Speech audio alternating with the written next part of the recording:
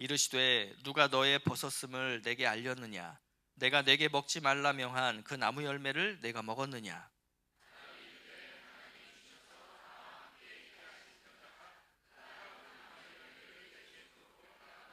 다 함께 여호와 하나님이 여자에게 이르시되 내가 어찌하여 이렇게 하였느냐?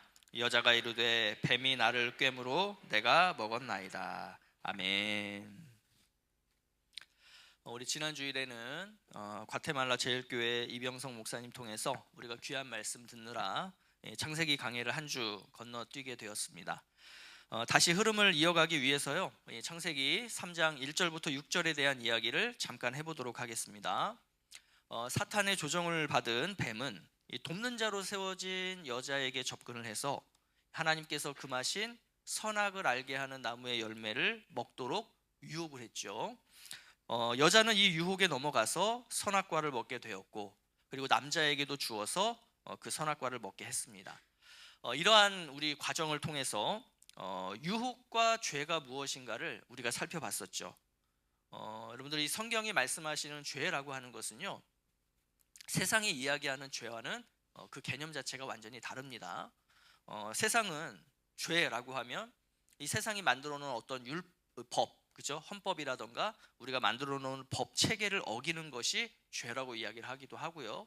조금 더 고상하게 이야기를 하면 이 사회와 문화가 만들어 놓은 어떤 윤리적인 부분들, 도덕적인 체계들을 깨는 것, 이러한 것들을 이제 세상에서는 죄라고 이야기를 하지만 성경이 말씀하시는 죄는 그게 아니다라고 했죠. 성경이 말씀하시는 죄는 내가 하나님이 되고자 하는 모든 시도입니다. 또 하나님을 하나님이라고 인정하지 않겠다라고 하는 모든 시도예요. 하나님 없이 나는 살 수 있다라고 하는 것, 내가 내 삶의 주인이 되겠다라고 하는 모든 시도가, 그게 바로 성경이 이야기하는 죄라고 하는 것의 본질입니다. 여러분, 그렇다면 이 죄라고 하는 것, 그러니까 내가 하나님이 되겠다, 나는 하나님을 하나님으로 인정하지 않겠다라고 하는 이 죄라고 하는 것은 과연 이 사람을 어떻게 바꾸어 놓을까요? 이 죄가 가지고 있는 영향력이라는 것은 무엇일까요? 우리가 하나님의 다스림이 아니라 죄의 다스림 아래 있을 때 과연 우리의 삶 가운데에는 어떤 현상들이 나타날까요? 이제 오늘 말씀을 통해서 이 죄로 인해 변화된 어떤 우리의 상태, 우리의 모습들을 우리가 함께 좀 살펴보려고 합니다. 우리가 이제 하나님에 대해서 오해하는 포인트들이 성경을 읽다 보면은 이렇게 등장하지요. 가장 대표적인 게, 아니 하나님 그 선악과를 뭐하러 만드셔가지고 그거 안 만드셨으면 아담과 하와가 그걸 따먹을 일도 없고 불순종할 일도 없고 또 죄를 지을 일도 없지 않았겠습니까? 그러니 이 인류의 죄악에는 하나님에게도 일정 부분 책임이 있지 않습니까? 어떤 이런 것들 말이죠, 그죠? 이게 우리가 이제 가장 잘 알고 있는 대표적인 오해인데, 이건 이제 우리가 지난 창세기 2장을 살펴보면서 이미 한번 이야기를 나눴기 때문에 오늘 이 시간에는 나누지 않도록 하겠습니다. 근데 이것뿐만이 아니에요. 하나님은 선악과를 따먹음으로 죄를 범한 인간을 어떻게 보면 가차없이, 그러니까 일말의 여지도 없이 그냥 기다리셨다는 듯이 바로 심판하시는 그런 매정한 분인 것 같다, 이런 이제 오해도 많은 분들이 하고 있죠.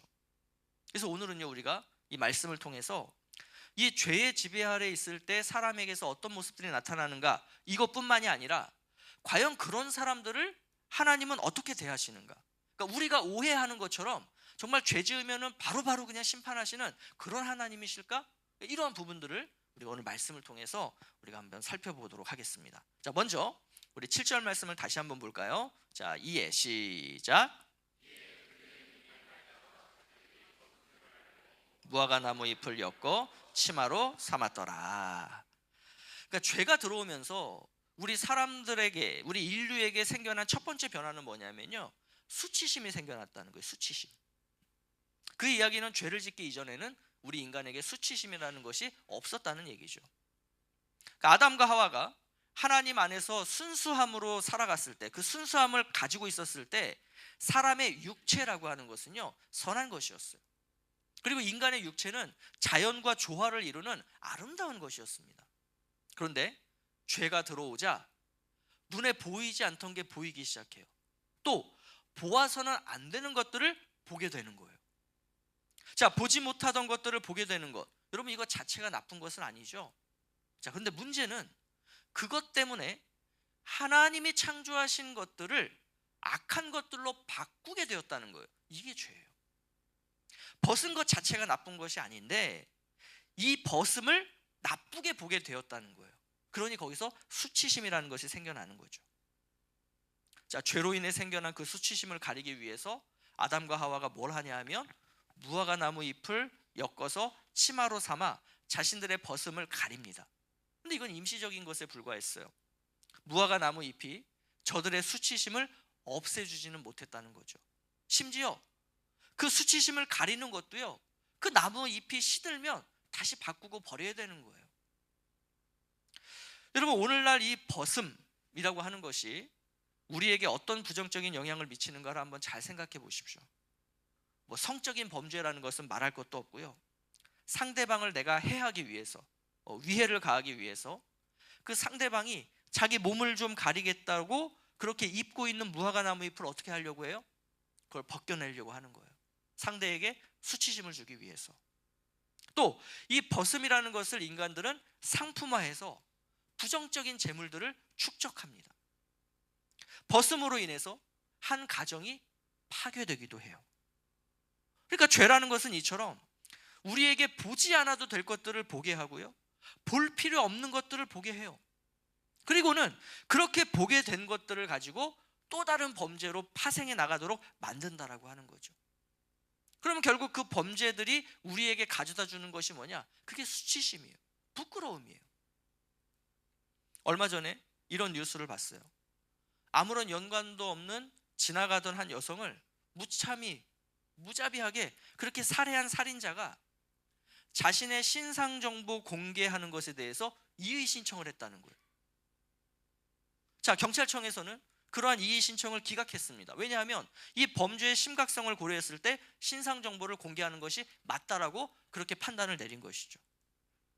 여러분, 사람을 죽인 범죄자가, 살인자가 자신의 신상 정보가 공개되는 것을 부끄럽게 여겼다는 거예요. 수치스럽게 여겼다는 거예요. 그럼 우리는 그런 뉴스를 볼 때 어떤 느낌을 받냐 하면 어이없는 거죠. 아니, 사람을 죽인 사람에게 무슨 인권이 있으며 사람을 죽인 사람이 무슨 부끄러움과 수치심을 느끼겠냐는 거예요. 그러면서 자기 부끄럽지 않으려고 그 신상정보 공개되는 것을 이의 신청을 했다는 것. 여러분, 이런 거를 볼 때마다 우리는 어떤 느낌을 받냐면 분노하는 거죠. 그죠? 근데 여러분, 이걸 잘 생각해 보셔야 돼요. 우리가 지금 그러한 어떤 한 사례, 뉴스를 보면서 느끼는 그 감정이 뭐냐면 지금 아담과 하와가 태초에 했던 그 죄인 거예요. 그 죄인 거예요. 본인이 하나님 앞에 엄청난 죄를 지어놓고 나 부끄러워서 어떡하지? 지금 이러고 있는 거예요. 사람을 죽여놓고 내 이름이 공개되는 게 부끄러워서 수치스러워서 그거 안 하면 안 돼요? 그러면 사람을 죽이지 말죠. 아담과 하와가 그 죄를 지어놓고는 부끄러워하는 거예요. 근데 여러분, 이게 그 사람에게 문제가 있는 게 아니라 이게 죄라고요. 이게 죄예요. 모든 죄는 우리에게 이러한 정말로 파렴치한 모습을 나타내도록 그렇게 만든다는 거죠. 그거를 지금 성경은 수치스러움이라고 하는 이 말로 표현하고 있는 거예요. 우리가 어떤 일을 할 때 이걸 누군가에게 드러내서 보여줄 수 없다. 부끄러워, 수치스러워. 내가 하는 이 일이 하나님이 보실 때 내가 하나님 앞에서 너무 부끄러워서 수치스러워서 하나님께 보여드리고 싶지 않아요. 사람들에게 보여주고 싶지 않아요. 여러분, 그런 어떤 것이 있다면 여러분, 그것은 죄일 가능성이 너무 큽니다. 그렇기 때문에 그런 것이 있다면 우리의 삶에서 그것을 빨리 멈추고 그리고 제거해야 되는 거예요. 여러분들 혹시 내 삶 가운데 그런 부끄러운 것, 내가 누군가에게 드러내지 못할 것 같은 것, 그런 것이 있다면 속히 멈추시고 제거하시는 우리 성도님들이 되시기를 바랍니다. 자, 죄가 들어오면서 생겨난 두 번째 변화는요, 하나님을 두렵게 여기고 그리고 하나님을 피하게 만든다는 거예요. 자, 우리 8절 말씀인데요, 같이 한번 보겠습니다. 시작. 그들이 그날 바람이 불 때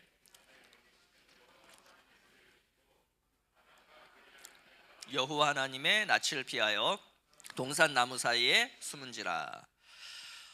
사람이 하나님의 형상으로 지음받았다라고 하는 것은 하나님을 즐거워하는 존재로 창조되었다, 그러니까 이런 의미입니다. 자, 우리가 이전에 이것을 뭐라고 표현했냐면 연합이라는 말을 표현했어요. 그러니까 사람은요, 하나님과 연합될 수 있는 존재였어요. 그리고 이 연합됨이 늘 기쁨이고 감사고 은혜였어요. 자, 하나님께서 동산을 거니셨다, 이런 표현을 볼 때 사람은요, 하나님께서 에덴 동산에 임하시면 그 하나님과 동행하는 시간을 가지며 하나님과 교제했고요, 그리고 하나님도 사람도 이 하나님과 사람이 서로 교제하는 이 때를 너무나 기다리며 사모하며 즐거워했을 것이다 라는 것이 분명하죠. 그런데 죄가 들어오자 어떻게 됩니까?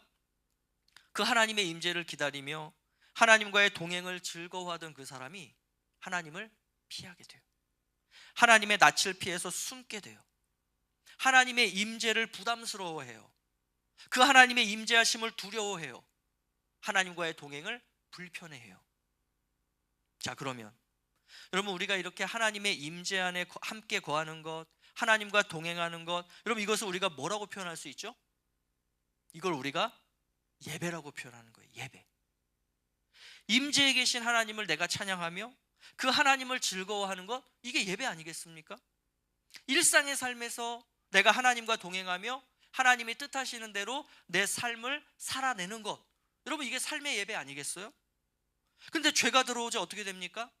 사람이 하나님 예배하기를 싫어했다는 거예요. 하나님을 피했다는 거예요. 하나님을 만나 하나님과 동행하는 것을 불편해했다는 거예요. 여러분 마찬가지입니다. 성도가 이 죄의 지배 아래 있을 때 나타나는 가장 두드러진 현상이 뭐냐면요, 예배가 깨진다는 거예요. 예배가 깨져요. 하나님을 바라고 하나님과 함께함이 즐거운 사람, 다시 말해서 영적으로 순결한 사람은요, 예배가 살아있습니다. 이 예배를 통해서 회복을 경험하게 되고 예배에서 감격과 감사가 넘쳐나요. 근데 반면에 이 하나님이라는 존재를 부담스럽게 여기고 그저 그냥 기복적으로 하나님을 따르려고 하는 사람, 다시 말해서 그 영적인 순결함을 잃어버린 사람은요, 예배가 깨져 있어요. 예배를 통해서 어떤 유익도, 어떤 그러한 감사와 어떤 그런 내 삶의 회복이라는 것들이 예배를 통해서 경험되지 못해요. 자, 그러다 보니 예배라고 하는 것은 내 삶에서, 내 삶의 우선순위에서 점점 밀려나는 거죠. 예배가 우선이 되어 있지 않아요. 세상에서의 어떤 일정들이 생기면 예배가 아니라 그 세상의 일들을 우선으로 합니다. 내가 살아가면서 하나님 나라의 가치와 이 세상의 가치가 충돌할 때 나는 하나님의 가치에 따름으로써 삶의 예배를 드려야 되는데 그 세상 가치가 너무나 아까운 거죠. 그러니 세상 가치를 따르는 거예요. 이처럼 죄라고 하는 것은 하나님과 나의 관계를 깨뜨린다라고 하는 겁니다. 죄는 하나님을 즐거워하는 예배를 깨뜨리는 거예요. 그래서 만약 나의 예배가, 나와 하나님과의 관계가 온전하지 못하다라고 생각되신다면 지금 내 삶 가운데 영향을 미치고 있는 그 죄악의 요소들이 무엇인가를 살펴보셔야 돼요. 그래서 여러분들, 예배가 회복이 되면 내 삶의 죄의 문제들이 해결이 되고요, 죄의 문제가 해결이 되면 내 예배가 회복이 되는 거예요. 혹시라도 내가 이 예배를 드리면서 여전히 감격이 없고 그냥 이 예배 시간이 무료하기만 하고 어서 빨리 예배가 끝나고 빨리 내려가서 밥 먹고 싶다, 이런 마음이 드신다면 정말로 우리의 죄악된 삶의 내용이 무엇인가? 심각한 건데 배고프세요? 식사하시고 싶으세요? 그게 뭔가를 우리가 빨리 찾아내고 그래서 우리가 그걸 해결을 해야 되는 거예요. 그래서 여러분들, 우리 성도님들의 예배가, 그리고 우리 성도님들이 하나님과의 동행하는 그 삶이 늘 건강하고 그리고 그것이 늘 여러분들에게 행복함으로 다가오는 그러한 예배가 되실 수 있기를 간절히 원합니다. 자, 죄가 들어오면서 생겨난 세 번째 변화는요, 자신의 잘못을 인정하지 않는 모습이에요. 자, 우리가 이제 11절 12절 한번 띄워주시고요. 자, 하나님께서 내가 너에게 먹지 말라 명한 그 나무 열매를 네가 먹었느냐, 이렇게 하나님이 물으셨어요. 그러자 아담이 어떻게 반응합니까? 하나님이 주셔서 나와 함께 있게 하신 여자 그가 그 나무 열매를 내게 주므로 내가 먹었나이다, 이렇게 이야기를 해요. 여러분, 지금 이 대화에서 하나님의 11절의 질문에 아담이 뭐라고 대답하면 끝났었냐면, 예 하나님, 제가 먹었습니다, 이러면 사실은 깔끔하게 끝나는 문제였어요. 근데 아담은 이게 자신의 잘못이 아닙니다라는 핑계를 대요. 그러면서 두 가지의 근거를 제시합니다. 자, 첫 번째 근거가 뭐냐면 하나님 때문이라는 거예요. 하나님 때문에. 하나님이 주셔서 나와 함께 있게 하신, 그럼 이 아담의 말에는 무슨 의미가 담겨 있어요? 하나님이 나에게 여자 주시지 않았다면 내가 그걸 먹을 일이 없었을 거 아니에요. 이런 거죠. 그러니까 누구에게 책임이 있다는 얘기예요? 하나님께 책임이 있다는 거예요. 하나님이 그 여자를 주셔서 내가 먹긴 먹었어요, 하나님. 그런데 이거 하나님에게도 책임 있는 겁니다. 이런 거죠. 자, 두 번째 근거를 또 대요. 그게 뭐냐면 아내 때문이에요. 아내 때문에. 여자 그가 그 나무 열매를 내게 주었기 때문에 이렇게 얘기를 해요. 그러니까 아내가 그걸 나에게 갖다 주지 않았다면 내가 먹을 일이 없었다는 거죠. 그러니 내가 먹긴 먹었지만 누가 더 큰 잘못을 했다는 거예요? 아내가 더 큰 잘못을 했다는 거예요. 그러니까 결국 죄는요, 하나님께 책임을 돌리면서 하나님과의 관계를 깨지게 만드는 거예요. 또 내 옆에 있는 사람에게 그 책임을 돌리면서 그 사람과의 관계를 또 깨지게 만들어요. 이게 죄예요. 여러분, 요즘 한국의 그 뉴스들을 보세요. 누가 봐도 분명하게 악한 문제가 우리의 눈앞에 펼쳐졌어요. 뭐 이거는 아니다라고 누구도 얘기 못해요. 분명하게 악한 문제가 발생했어요. 그런데 그 누구도 그 문제가 발생한 이유가 나 때문입니다라고 하는 사람이 없어요. 전부 상대 탓이에요. 쟤 때문이라고, 쟤네 때문이라고. 이게 정치 분야에서 일어나다 보니 마치 이게 정치 문제처럼 보이잖아요. 아니에요, 여러분. 그 너머에 뭐가 지금 있어요? 죄가 있는 거예요. 죄의 문제가 있는 거예요. 그러니까 지금 이것은 한국만의 문제가 아니라, 한국 정치의 문제가 아니라 죄의 문제예요. 자, 이 문제만 그렇겠어요? 한번 우리 삶에서 벌어지고 있는 그 크고 작은 문제들을 한번 생각해 보세요. 여러분, 우리의 삶에서 지금 발생하고 있는 그 문제, 누군가가 그거 나 때문이에요, 또는 내가 내가 잘못했네, 여러분 이랬다라고 하면 그 문제가 금방 해결되겠죠. 그죠? 근데 왜 그 문제가 아직도 해결되지 않고 여전히 남아있고 그 작았던 문제가 왜 지금 점점 커지고 있어요? 상대방 탓을 하니까. 서로 상대방 탓을 하니까 문제는 점점 커지고요. 그 과정에서 서로 간에 뭘 입어요? 상처 입는 거예요. 자, 그 문제는요, 시간이 지나면 어찌해서 해결이 돼요. 그래서 언제 그런 문제가 생겼어? 이럴 정도로 어떻게든 해결이 돼요. 그렇지만 결국에는 뭐가 남아요? 서로 간에 깨어진 그 관계만이 남는 거예요. 그 깨어진 관계는 문제가 해결돼도요, 그 깨어짐이 해결되지 않아요. 근데 이게 왜 그렇다고요? 죄 때문에 그런 거예요. 죄 때문에. 그래서 여러분, 우리 그리스도인들은요, 이런 삶을 살아야 돼요. 아무도 너 때문이잖아 라고 할 때 어떻게 하면 돼요? 우리는 나 때문이에요. 그러면 돼요. 그러면 깨끗이 해결돼요. 목사님, 그랬다가 우리가 큰일 당할 것 같은데요? 제가 모든 문제에 그 책임을 다 제가 덤태기에 쓸 것 같은데요? 써보세요. 하나님이 그것을 어떻게 사용하시나, 그 상황 가운데 하나님이 어떻게 역사하시나. 근데 우리도 분한 거죠. 우리도 내가 왜 이걸 내 탓이라고 얘기해? 내가 왜 이거를 나 때문이라고 얘기해? 나는 그러고 싶지 않아.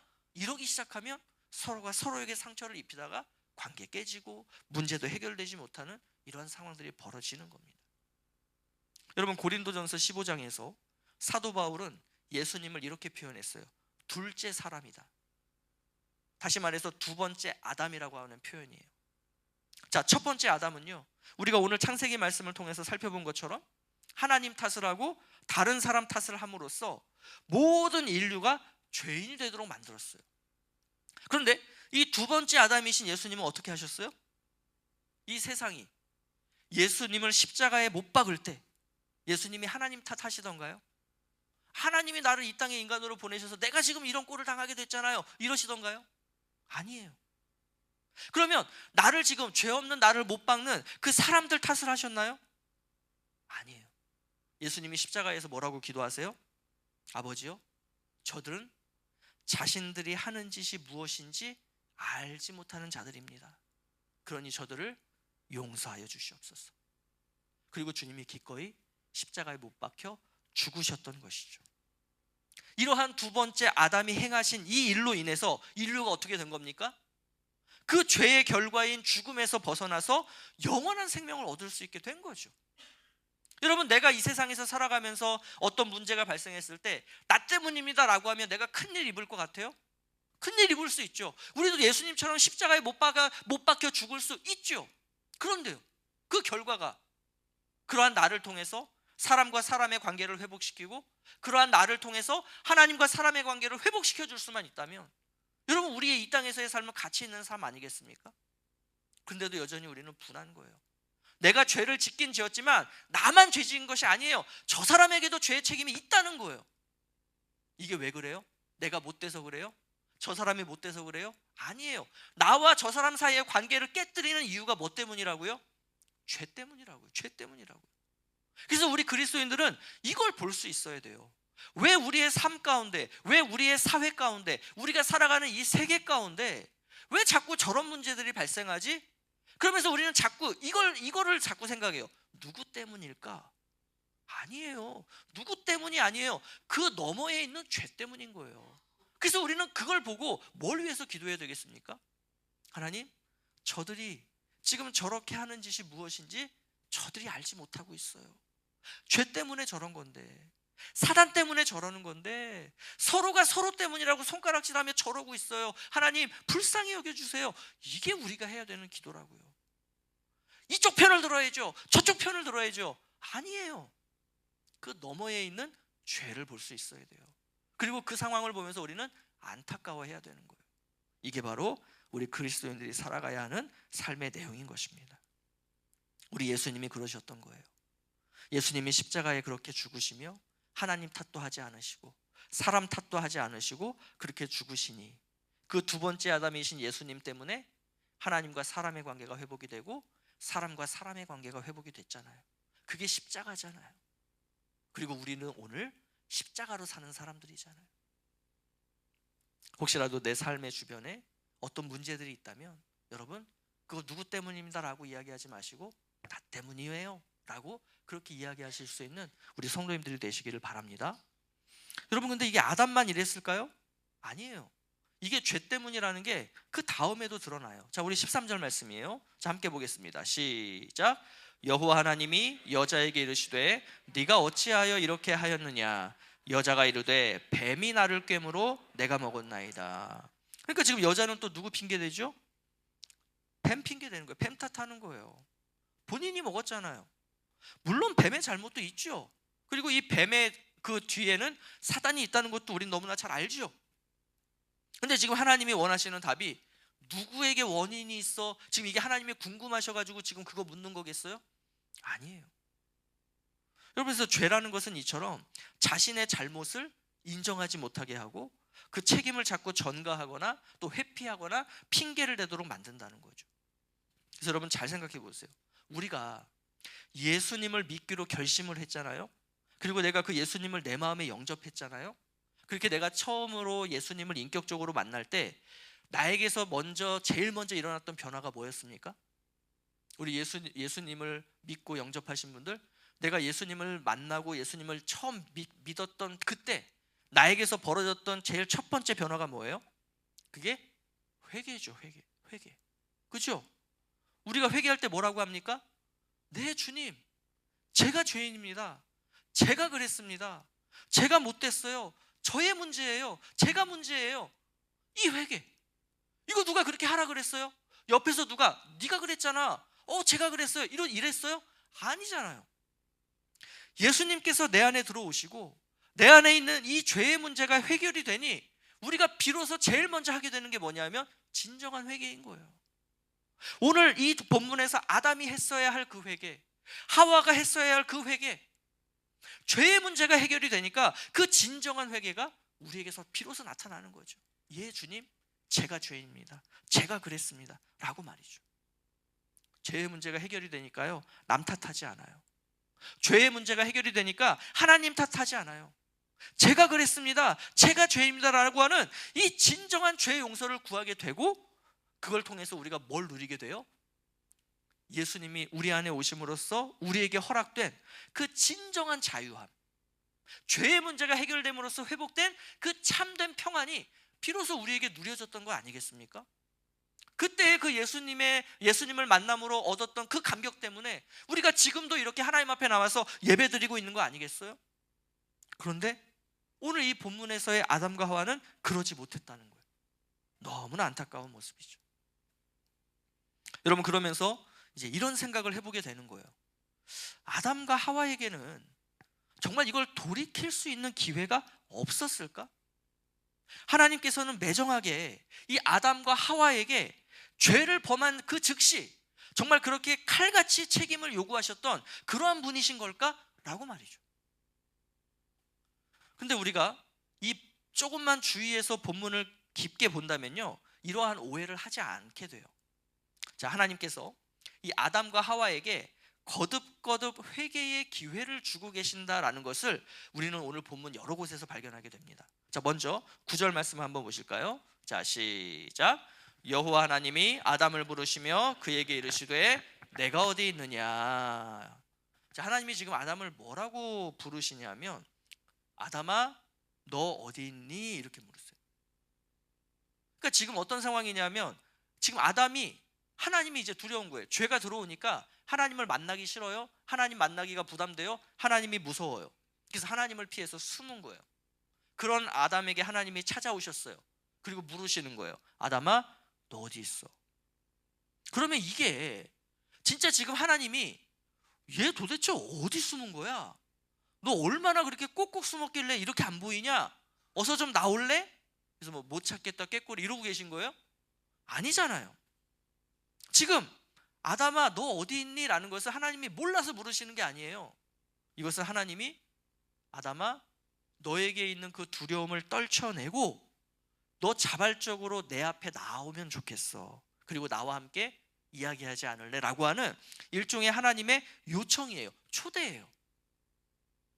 아담을 부르고 계신 것이죠. 근데 왜 그러냐면요, 죄인은요 스스로 하나님 앞에 나아갈 수가 없어요. 이건 당연한 거예요. 죄를 품고 있는 인간이 거룩하신 하나님 앞에 자발적으로 나아간다? 여러분, 이거는 불가능한 얘기입니다. 그렇기 때문에 반드시 하나님 편에서 먼저 죄인에게 와주셔야 돼요. 지금 하나님이 그러고 계신 거예요. 먼저 하나님이 죄인인 아담에게 찾아와 주신 거예요. 그리고 물으시는 거예요. 너 어디 있니? 여러분, 그 누가복음 15장에 있는 탕자의 이야기 잘 아시죠? 여러분, 이 탕자의 아버지가 어떻게 합니까?